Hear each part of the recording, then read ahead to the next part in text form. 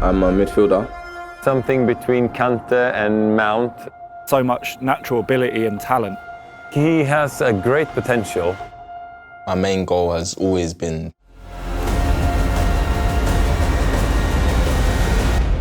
to play for Chelsea first team.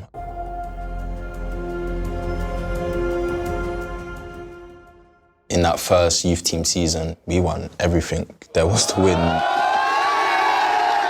We would just start winning games, and we were just thinking in our heads, we're not going to lose. There was a Youth Cup game, I remember this clearly, away at City, the first leg of the final. Hudson-Odoi again, he's got all the way through, he's come back off the post, how unlucky, but there's Uwakwe to smash Chelsea into the lead. We drew 1-1. We went into the changing room, and looking around at all the boys, Jacob and Mason, they were so calm.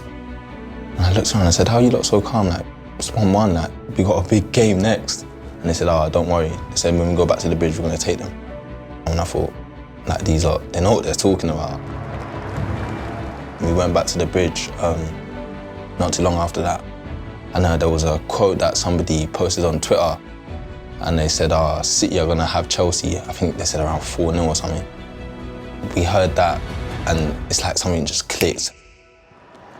Classic Dujon Sterling this, how's the cross? Agbo! Oh, what a goal!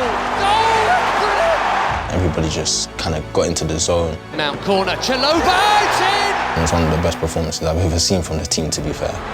Still going, it's 4! And they cannot be stopped. The Youth Cup staying at Stamford Bridge. Because it builds kind of a winning mentality within you. You're always kind of pushing yourself to new limits to get to keep winning and just keep pushing. I was kicking the ball from whenever I could walk.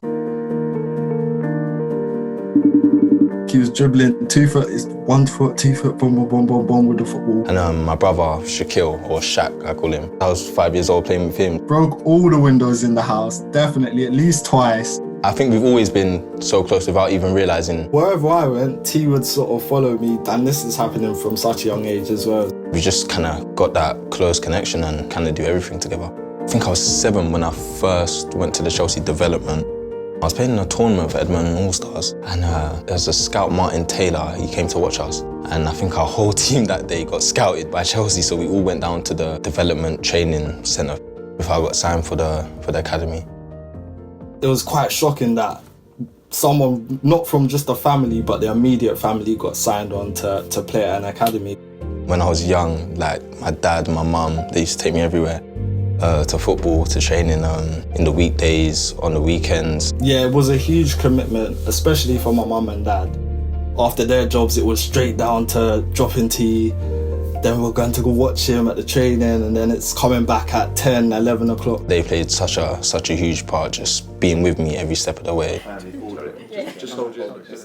I was 17 when I first signed my professional contract. It's a great achievement. I've been dreaming of this since I was a young boy. I've made that next step, so now can I do something else to break that one up and then sign a new thing and then get out on loan and do these things and get into the first team. So all I wanted to do is just play football at the highest level. We have these young guys coming out from the academy where, there's always a gap between the under-23 and the first team. A good way to go then is to go to a club where you can play maybe a bit lower in the league, so you get to know senior football and get some experience. At the beginning of last year, a lot of the guys that were in the loan program ended up being with the first team.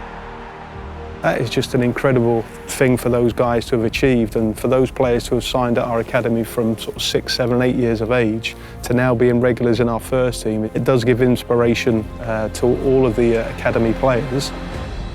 It gives you a boost. Everybody kind of sees that there's actually a pathway through to the first team. We'll discuss with the player's family and rep, and start to identify whether, first of all, we think the player is ready to go out, and then start to identify perhaps what club would best suit him for his development. Over time, there's definitely been clubs who've wanted to have a Chelsea player in their squad, and they've potentially just left them on the bench, but it's good to see that they've got a Chelsea player. Definitely with Accrington, I know that Neil's chats with the manager there were very much about, come on, we want to feel confident that the boys are going to get a fair opportunity. We want the best for our kids, We put a lot of effort in trying to find the best solution for them. Tariq stood out in what I'd seen from him. I'd seen a little bit of him playing for the Chelsea's younger teams. Always willing to learn, works hard, and he's a great pro. Spoke to my dad, spoke to my mum, and said, yeah, I'm going to come home and get my stuff. And then I got to go straight away. And they said to me, oh, when's your first game? And I said, oh, it's going to be the day after I get there. Accrington play good football. They're obviously doing very well in League One at the minute. They're close to the playoffs. So they're a team that are doing well at that level.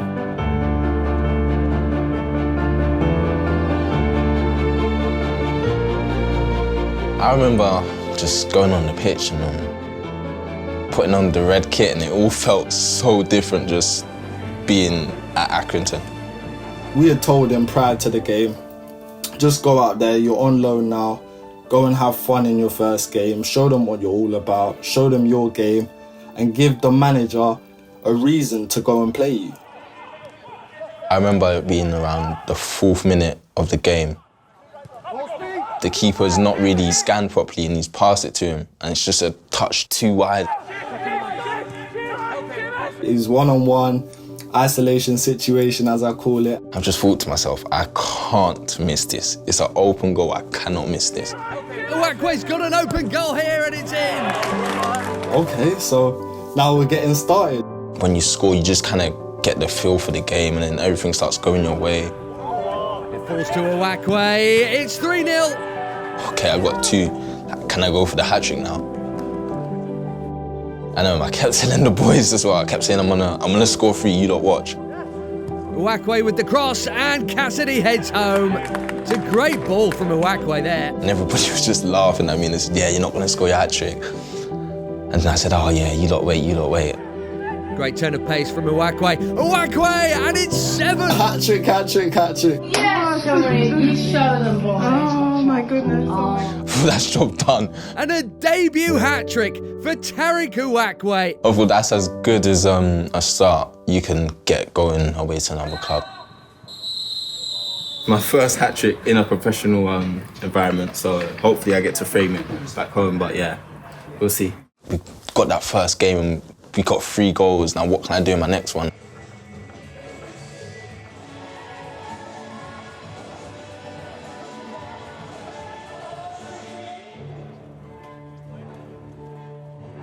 Coming into League One was so much different from playing in the PL2. It was just so much running up and down. More than anything, it takes a toll on you mentally. I just got to keep concentration. You're playing academy football, you're playing 23s football. There's not a great deal at stake. If you make one little mistake, that could cost the team 3 points. 3 points in these leagues are everything. Uwakwe on the edge of the box, and he's going to go for goal. What a hit! A first league goal for the on-loan Chelsea player. Everyone will go on about his hat-trick, but that'll mean so much more your first league goal. Brilliant for them.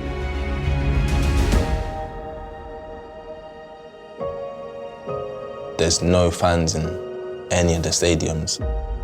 That's something that's hit everybody the hardest with this COVID situation. It's like we're playing training games. You kind of almost need the atmosphere just to kind of give you a boost sometimes. John Coleman spoke to Neil and put a case forward for why he felt it was the best place for the boys to go to. They're a very good footballing team. We know the manager obviously has that type of style and philosophy, and we felt it was a good step for the boys obviously to go there. I'm Nathan Baxter, I'm a goalkeeper. I'm John Russell and I'm a centre midfielder.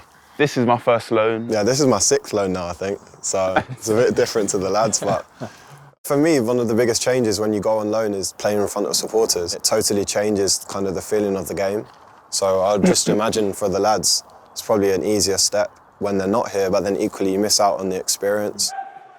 It's a shame that you see John score his first league goal and there's no one here to celebrate it with. And it's probably one of the things you're most looking forward to as well.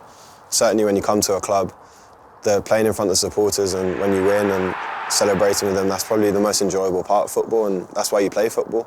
So it's just a shame that we haven't had them here. Leaving home to this extent was a bit much as well, because I'm around 2.5 hours on the train and then 4 hours in the car. I always do miss home and stuff. I speak to my mum and dad pretty much 4 times a week, 5 times a week. Like when I'm playing PS5 or something, I'm always on with my brother and his boys. I still call him before games, I still call him after games.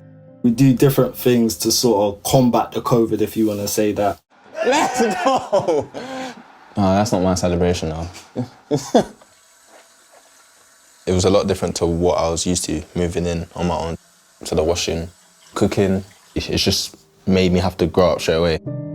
Yeah, living on my own in the COVID time was a bit weird because you can't go anywhere, you can't really see too many people. My birthday situation was just so weird. I couldn't bring none of my family up. During COVID, we have talked to them maybe even more than we've done before. We know that it might have been more lonely for them. A lot of our job has to keep more in touch with them and check on them, how they're doing, also outside the pitch. Hello, Tariq, how are you? Hi, Tariq, yeah, I'm all good, how are you? They'll message me just to see how I am mentally and where my head's at. How is everything with the corona situation going? It's not been too bad, to be fair. They're not just football coaches, they're like life coaches, and they do things that help us improve as people as well.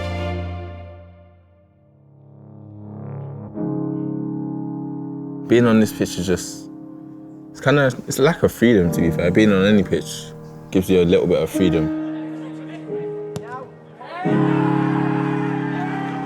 For me, it's just like my happy place. I can just go and do what I want to do every day. This season was just all about playing as many games as I could. Going from the under-23s to kind of first-team football was the biggest step. It's been tough, to be fair. There's been some games where I've done well and then some games where I haven't done so well, and it's just getting that consistency. When you're playing 3 games in a week and everything's full throttle, it's just the intensity and the physicality. And to be honest, he's adapted well to it. I think he fit in straight away, came in and performed well. You know, he hit the ground running. I think he scored hat-trick on his debut, which you can't ask for more than that. The future holds what he wants it to hold. It's all in his hands. It's all about his drive, his sort of determination, his willingness to get there. I just want to keep getting on the pitch and just keep scoring and keep assisting and helping the team to win. Hopefully this is just the first step on a really successful professional career for him. You could see that he's got this in him. The future's bright for him.